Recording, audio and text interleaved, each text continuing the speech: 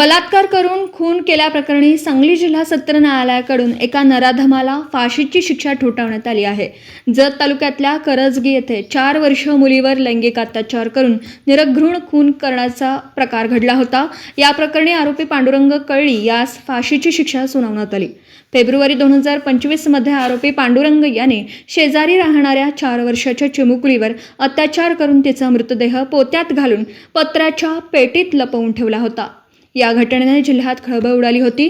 या प्रकरणी उमदी पोलीस ठाण्यात गुन्हा दाखल झाला होता. तर या खटल्याची सुनावणी फास्ट ट्रॅक कोर्टात पार पाडली. पोलिसांकडून अवघ्या 13 दिवसात चार्जशीट दाखल करण्यात आली होती. सबळ पुरावे, साक्षीदार यांचा जबाब ग्राह्य धरून न्यायालयाने पांडुरंग कळळी याला दोषी ठरवत फाशीची शिक्षा ठोठावली आहे. 4 वर्षाची मुलगी मयत होती आणि गुन्हेगार हा पांडुरंग सोमण्णा कळळी याच्याविरुद्ध पूर्वीसुद्धा असा गुन्हा होता. त्याला परमेश्वरानं संधी दिली होती. पुन्हा त्याच विकृतीनं हा गुन्हा केला. त्यामुळे फाशीची शिक्षा त्याला झाली आहे. ही योग्य शिक्षा आहे.